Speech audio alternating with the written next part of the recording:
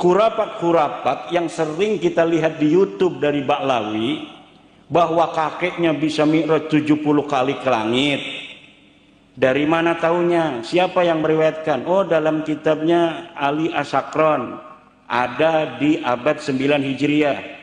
Faqih Muqaddamnya ada di abad berapa? Oh, dia meninggal 653 Hijriah. Berapa ratus tahun jangkanya antara Faqih Muqaddam dan Ali As-Sakron, orang yang pertama mencatatnya? Oh, sekian ratus tahun, 300-an tahun misalnya. Lalu dari mana Ali As-Sakron mendapat riwayat itu? Dia tidak menyebutkannya. Pokoknya kita wajib percaya, nggak bisa. Itu namanya dusta. Itu bukan cerita keramat, itu namanya khurafat. Apa? Khurafat. Hati-hati. Yang dilaknat oleh Allah adalah orang-orang yang membenci anak cucu Nabi Muhammad. Aitrati Rasulullah. Siapa mereka? Mereka adalah Sayyidina Ali, Sayyidatuna Fatimah, sanaknya Sayyidina Hasan dan Husain, wa dzurriyyatihima, dan anak cucu Sayyidina Hasan dan Husain, mereka ahlul bait. Dan jangan kau benci mereka. Kalau mau tanya dalilnya, apa dalilnya cinta kepada ahlul bait?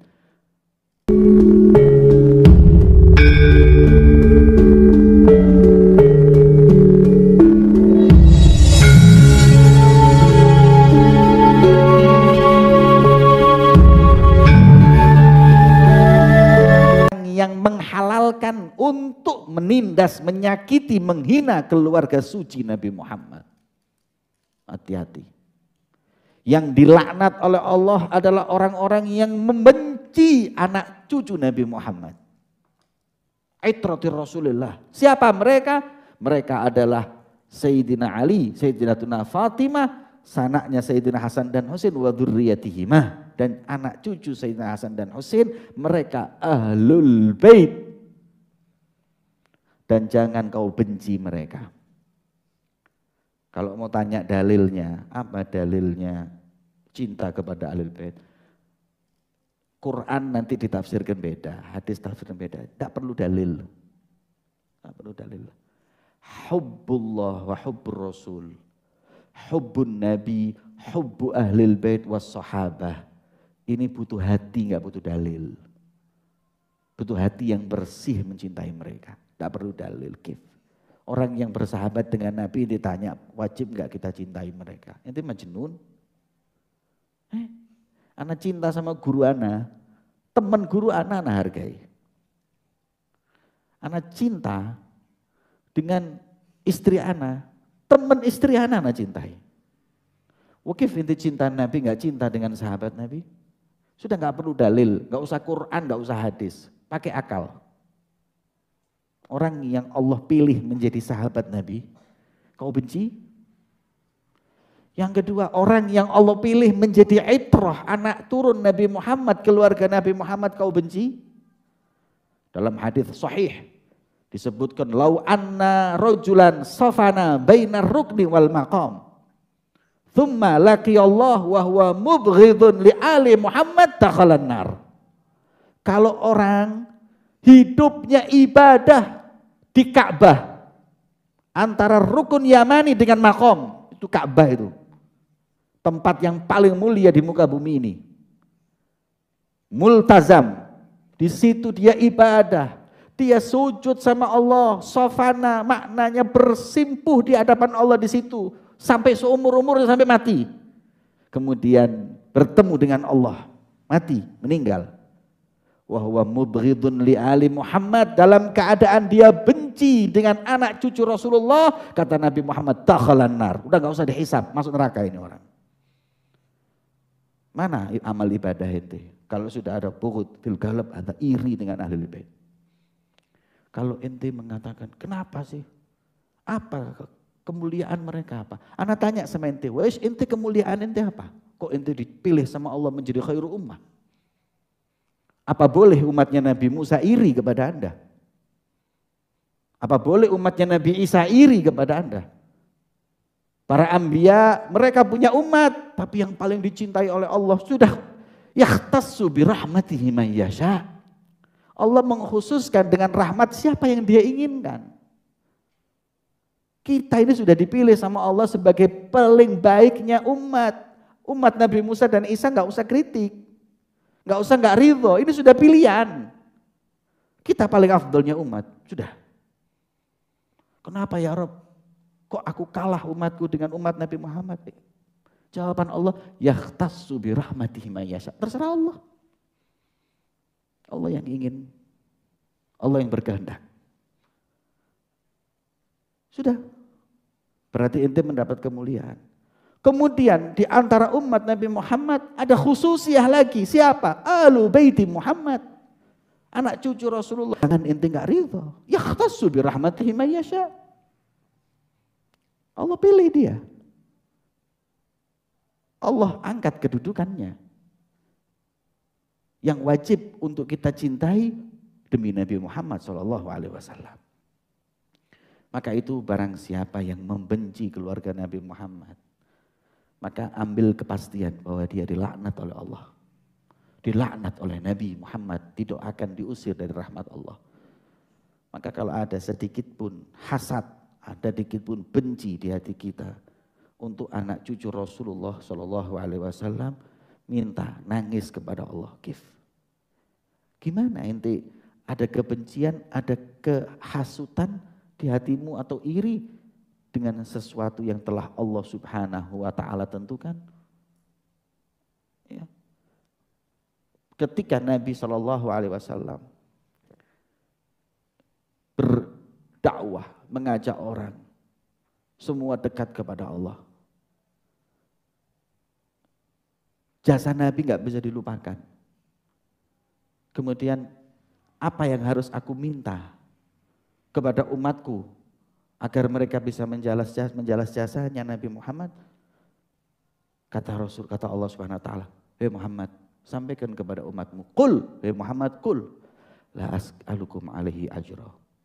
Dari semua yang telah diperlakukan oleh Nabi Muhammad, Nabi sudah membuat kita paling afdalnya umat. Nabi sudah membuat kita kenal Allah. Nabi sudah menjauhkan kita dari api neraka. Maka balasannya Allah mengajarkan kepada Nabi Muhammad, sampaikan kepada umatmu, aku enggak minta imbalan apa-apa illa mawaddata fil qurba, kecuali kalian cintai anak cucu Nabi Muhammad. Fahubbuka li ahlil bait hubbuka li jaddihim. Cintamu kepada anak cucunya Nabi adalah cintamu kepada Nabi Muhammad. Ya. Makanya hati-hati, ada golongan namanya nasibi. Apa nasibi? Nasibi itu pembenci mereka anak cucu Rasulullah. Ada lagi Rafidhi yang membenci sahabat Nabi. Ya. Maka Imam Syafi'i ketika mencintai Ahlul Bait dituduh. Ketika kita cinta anak cucu Rasulullah dituduh. Dituduh dikatakan bahwa ente Syiah, ente Rafidhah karena ente mencintai Ahlul Bait. Kata beliau, kau tuduh aku cinta kepada anak cucu Rasulullah dengan tuduhan Syiah dan Rafidhah? Kalau memang cinta anak cucu Nabi Muhammad adalah Rafidhah, sampaikan kepada mereka bahwa aku rajanya Rafidhah. Aku imamnya Rafidhah. Aku Rafidhahnya orang paling Rafidhah. Cinta sama anak cucu Nabi dituduh macam-macam. Maka itu kita diingatkan di sini. Ya. Dalam hadis yang kalian hafal, ahibbullah lima yaghdukum bihi min ni'amih wa ahibbuni li hubbillah wa ahibbu ahla baiti li hubbi. Kalau kalian ingin menggapai cinta Nabi Muhammad, cintai anak cucu beliau Rasulullah. Barang siapa yang membencinya dilaknat oleh Allah. Barang siapa yang menghalalkan untuk mencaci mereka, menghina mereka, dilaknat oleh Allah. Al-mustahil li'itrati dalam syarahnya disebutkan al-mustahil li'idai itrati Muhammad. Orang yang menghalalkan hukum atau perbuatan mencaci anak cucu Nabi Muhammad dilaknat oleh Allah. Ini jadi nggak bisa berkutik. Orang yang ngaku cucu Nabi nggak punya data yang valid, itu akan terbongkar. Ditambah lagi DNA hari ini semuanya ditaruh di internet oleh perusahaan DNA. Ada dari ESEC, dari Family Tree DNA, dari Heritage dan lain sebagainya. 180 orang yang tes DNA dari Habib-Habib ini semuanya gagal, bukan keturunan Nabi dan bukan bangsa Arab. Dan ini ilmiah. Jadi bukan hoak. Kalau hoak nggak boleh kita ngomong masalah ini, sesuatu yang belum jelas kemudian kita ungkapkan. Karena ada sebuah ungkapan para ulama yang bagi likulli ahadin ayyakuna lahu khiratun fi hadan nasabis syarifi hatta la yantasiba ilai ahadun illa bihaqqin.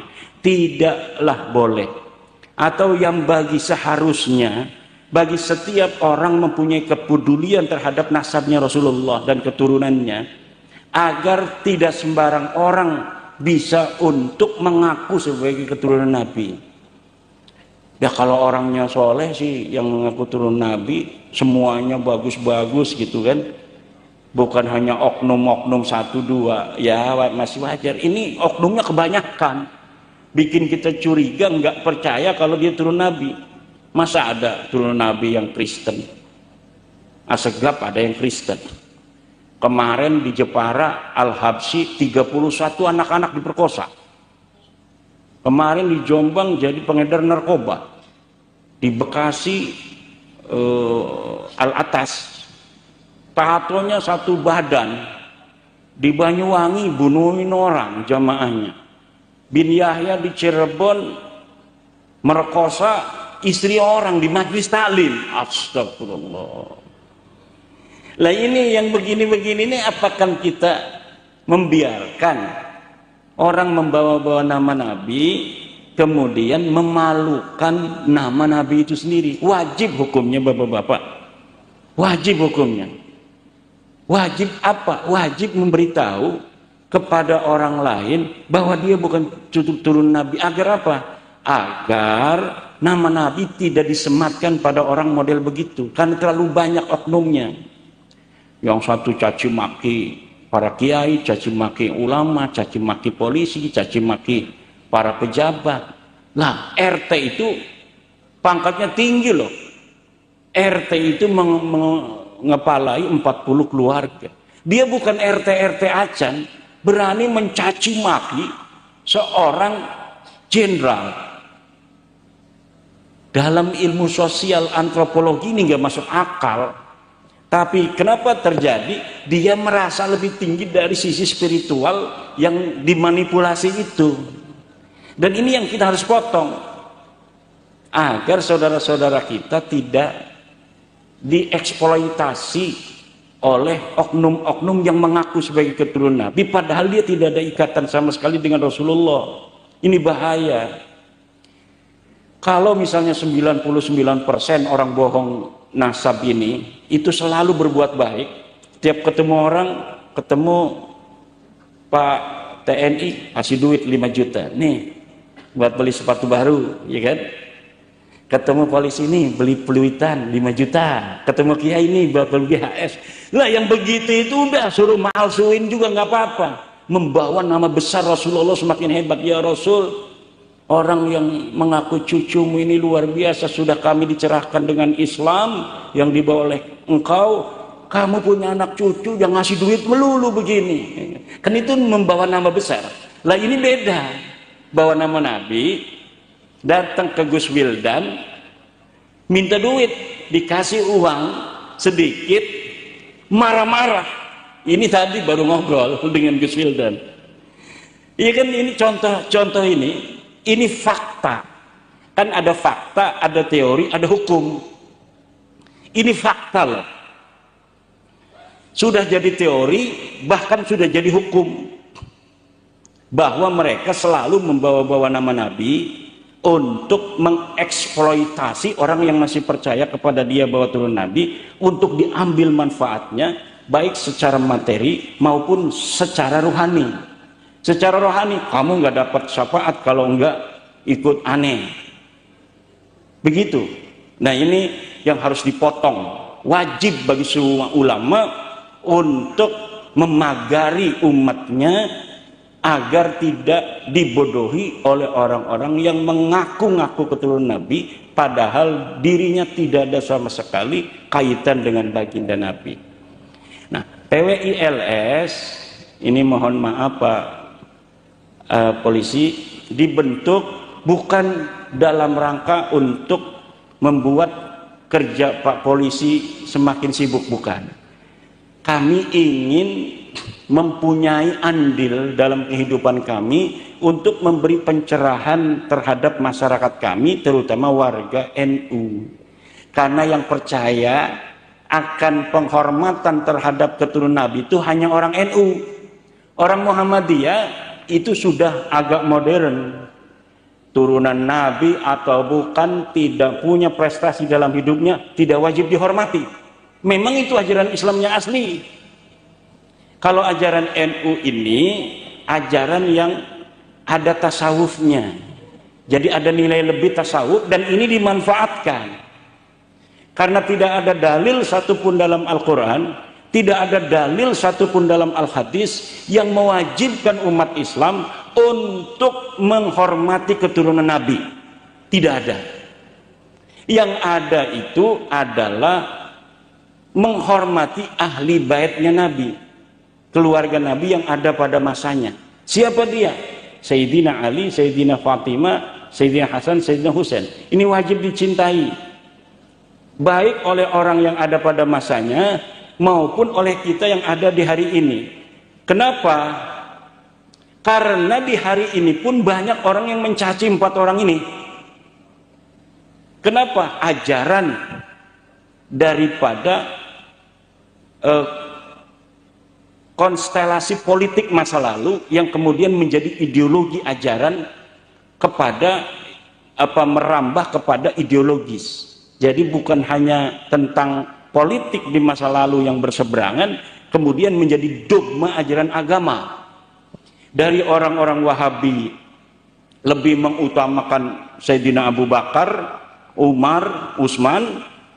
Dari orang Syiah lebih mengutamakan Sayyidina Ali, menantu Nabi dan keluarga Nabi. Nah, dogma ini kemudian sampai saat ini melahirkan Wahabi, di sini melahirkan Syiah.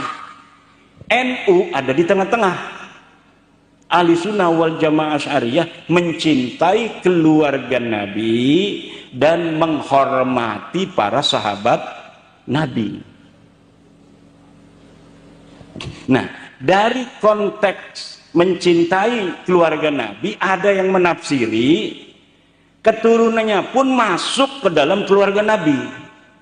Padahal kan ahli bait itu kayak sekarang Ibunda Nyai Aminah, ahli baitnya siapa? Ahli baitnya satu, Gus Ridho, Gus Wildan, kemudian menantu Kiai Nurholis, dan anak-anak yang lainnya. Itu namanya ahli bait. Lah kalau keturunan udah 1400 tahun masa masih disebut ahli bait? Bait itu rumah. Rumah itu hanya ada di zaman Nabi kan? Rumahnya Nabi. Nah itulah ahli baitnya Nabi. Lah kalau sekarang ahli bait itu berkembang sampai keturunan yang sudah 1400 tahun, itu secara dalil tidak kena. Tetapi dalam tradisi tasawuf Nahdlatul Ulama itu masih diambil dalam keberkahan. Mudah-mudahan saja ada berkah. Tapi secara dalil tidak ada. Siapa yang berani membawa dalil satupun dari Al-Quran hadis bahwa kita wajib mencintai keturunan Nabi? Tidak ada. Oh ada katanya di kitab kuning. Bagaimana? Qala al-imam asy-Sya'rani radhiyallahu anhu mahabbatu dzurriyyatin nabiyyi wajibatun. Itu bukan dalil namanya. Itu tesis kesimpulan seorang ulama. Tesis itu yahtaju ila dalilin, dia membutuhkan dalil. Dalilnya mana? Oh nggak ada, nggak disebutin. Nah itu namanya kesimpulan yang boleh dipercaya, boleh tidak. Kalau sebuah dalil punya, kalau sebuah ucapan ulama ada dalil dari Al-Quran, wajib kita mengikuti. Misal, dalam tradisi Nahdlatul Ulama ada yang disebut karomah, ada yang disebut khurafat. Kalau karomah ini disebutkan dalam Al-Quran, seperti keramatnya Nyi Siti Maryam, dia bisa untuk didatangkan makanan oleh Allah tanpa ada di dalam musimnya, ini wajib untuk dipercayai. Siapa yang tidak percaya pada keramatnya Siti Maryam, kafir. Kenapa? Karena keramatnya disebutkan dalam Al-Quran. Siapa orang yang tidak percaya pada keramatnya Asyid bin Barhaya, yang dia mengatakan bisa membawa singgasananya Ratu Balqis ke Raja Sulaiman dalam satu kali kedipan mata, tidak percaya hari ini kita pada keramatnya Asyid bin Barhaya, itu kafir. Kenapa? Karena keramatnya itu ada di dalam Al-Quran. Siapa yang tidak percaya pada keramatnya Ashabul Kahfi yang bisa tidur 300-an tahun itu, maka dia kafir. Kenapa? Karena keramatnya Ashabul Kahfi disebutkan dalam Al-Quran. Siapa yang tidak percaya keramatnya Faqih Muqaddam dapat mi'raj 70 tahun, maka barokah itu. Kenapa? Karena keramat itu bukan keramat, namanya khurafat. Apa bedanya keramat dan khurafat? Kalau keramat adalah kemuliaan yang diberikan oleh Allah kepada hambanya yang bertakwa berupa hal-hal yang di luar adat kebiasaan. Biasanya yang namanya telur bisa mateng kalau digoreng. Ini dikasih sama kiai kita, baru keluar dari bebek, diambil, makan. Kemudian kita ambil, udah mateng. Nah, itu keramat. Keramat itu dipercaya atau tidak tergantung dari riwayat. Keramat bisa dipercaya atau tidak tergantung dari riwayat. Kalau riwayatnya ini terpercaya, baru satu generasi misalnya yang ngelihat juga banyak orang mutawatir begini. Misalnya saya lagi ceramah, setelah saya lagi ceramah, saya ini apa namanya, jampe ini aqua ditumpahin ke gelasnya Kiai Ridho. Semua orang menyaksikan, jalan sendiri nih ya, ding ding ding ding ding ding semut gitu. Nah, itu disaksikan orang banyak. Ini ribuan yang hadir, belum yang di belakang yang pakai layar. Nah, ini mutawatir, ini qat'i. Orang yang tidak mempercayainya itu mukabarah, orang yang melawan kebenaran karena riwayatnya qat'i. Tapi kalau keramat-keramat atau bukan keramat, nggak boleh kita bilang keramat, khurafat-khurafat yang sering kita lihat di YouTube dari Ba'lawi, bahwa kakeknya bisa mi'raj 70 kali ke langit. Dari mana taunya? Siapa yang meriwayatkan? Oh, dalam kitabnya Ali As-Sakron, ada di abad 9 Hijriah. Faqih Muqaddamnya ada di abad berapa? Oh, dia meninggal 653 Hijriah. Berapa ratus tahun jangkanya antara Faqih Muqaddam dan Ali As-Sakron, orang yang pertama mencatatnya? Oh, sekian ratus tahun, 300-an tahun misalnya. Lalu dari mana Ali As-Sakron mendapat riwayat itu? Dia tidak menyebutkannya, pokoknya kita wajib percaya. Nggak bisa, itu namanya dusta. Itu namanya, itu bukan cerita keramat, itu namanya khurafat. Apa? Khurafat itu. Tapi cerita-cerita kewalian dan keramat Syekh Abdul Qadir Jailani, Syekh Abdul Qadir Jailani itu orang yang masih hidupnya mencatat kitabnya, bahwa Syekh Abdul Qadir Jailani dhaharat karamatuhu amaman nas, bahwa keramatnya Syekh Abdul Qadir Jailani terlihat di tengah-tengah manusia. Itu dicatat oleh siapa? Oleh orang yang hidup pada zamannya Syekh Abdul Qadir Jailani.